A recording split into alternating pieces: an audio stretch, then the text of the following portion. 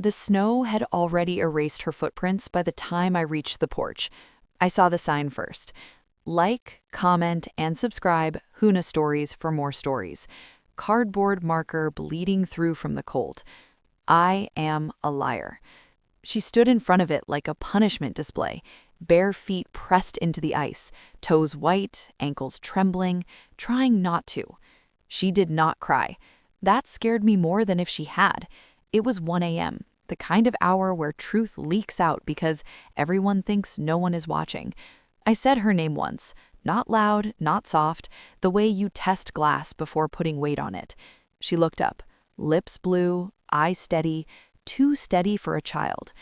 Uncle said, "Liars don't deserve warmth." Her teeth clicked once. She stopped them with her jaw. I took my coat off without thinking and wrapped it around her. She folded into it like it was permission. I lifted her. She was lighter than she should have been. That registered somewhere distant, where I keep things I will deal with later. Her mouth found my ear. "Daddy," she whispered, careful, like walls could hear. "Don't go inside." The front door was unlocked. That told me everything and nothing at the same time. I had believed my wife when she said her father's house was safer, quieter, better boundaries. I had believed her because belief is cheaper than suspicion, and I was tired. Standing in that doorway, heat spilling out into the night, I understood what my exhaustion had paid for. The living room lights were on, too bright, furniture pushed back like the room had been cleared for something. The smell hit next. Sweat, old coffee, something sour underneath. My father-in-law sat in his recliner, hands folded, television muted. He did not look surprised to see me. That was the second answer. My brother-in-law leaned against the wall, phone in hand, smiling the way men smile when they think rules belong to other people. "She lies," he said, casual, like he was explaining weather. No one asked why a child was outside in winter.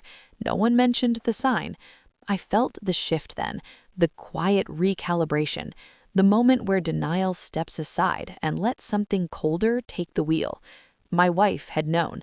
Not the details, she never wanted details, but she had known enough to look away, enough to call this discipline, enough to call me dramatic, when I questioned bruises shaped like fingers. I picked my daughter up again.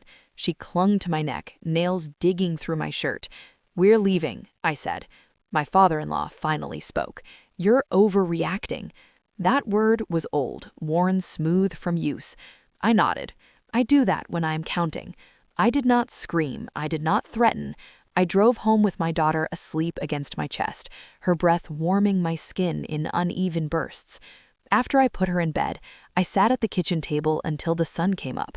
Then I started. I photographed her feet, the color, the cracks in the skin. I saved the weather report, 19 degrees, time-stamped. I pulled phone records. The messages between my wife and her brother read like a shared language. Jokes, winks, a system of approval disguised as concern. I requested school counselor notes, behavioral comments I had never seen.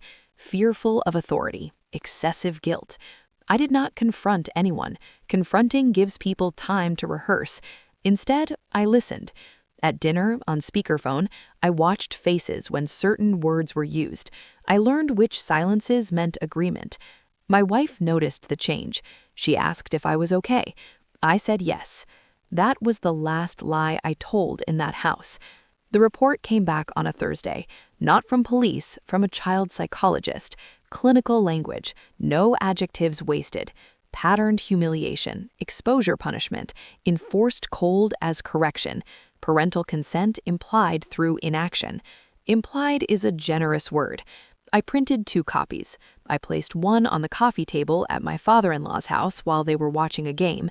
I handed the other to my wife when she came home. I did not raise my voice. "I know," I said. She read it twice, then again. Her face collapsed in stages. First confusion, then recognition, then the desperate search for an exit that did not exist. "He didn't mean it like that," she said. I watched her choose her brother over her child in real time. That was the moment something settled.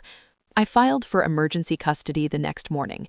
I sent the report to the school, to a lawyer, to a man my brother-in-law's employer trusted with risk. I did not need to destroy him. I only needed to remove the shadows he hid in. When my father-in-law called screaming, I let it go to voicemail. When my wife crowed, I listened. Silence is a mirror. It showed her exactly who she had been. The house emptied quickly after that. Furniture, pictures, history. I kept the coat. My daughter sleeps with socks on now, even in summer. We do not talk about the sign. We do not need to. It did its job. It told the truth long enough for me to hear it. People ask why I did not forgive, why I did not try counseling, why I did not keep the peace. I tell them nothing. Some nights, when the house is quiet, I remember her whisper in my ear, "Don't go inside." I did.